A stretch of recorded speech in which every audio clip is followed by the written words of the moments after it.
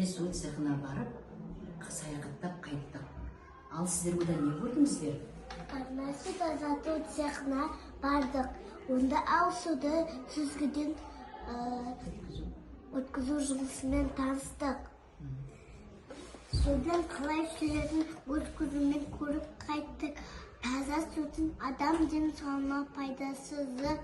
Қауіпсіздік ережелерін сақтауды, судың қалай келетінін, сүзілетінін білдірдік.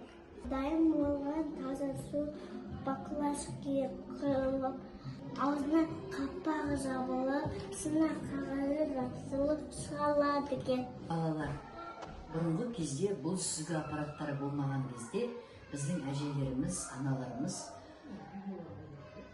үй жағдайында суды қалай сүзген, соны үш тәжірибеден көрсетіп берейікші. Алдымызда мынау ыдыстағы лай су. Сол лай суды қалай сүземіз? Керегі мақта, бей, құйғыш, бос ыдыс. Қарақат ол үшін не істейміз?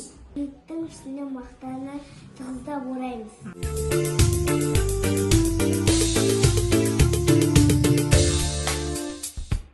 Біз сүйкімді балдырған, қылығымен таң қылған, біздің орта көңілді отты үрлеп жандырған.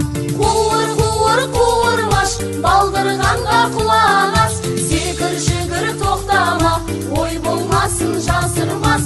Қуыр-қуыр-қуырмаш, балдырғанға құлақ ас, секір-жүгір тоқтама, ой болмасын жасырмас.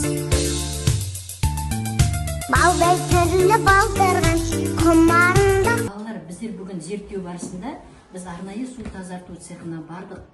Онда ауыз судың бірнеше кезеңнен өтіп, сүзгіден тазартылатын өз көзімізбен көрдік. Және үй жағдайында суды қалай сүзгіден өткізу керектігін дәлел жасап көрсеттік.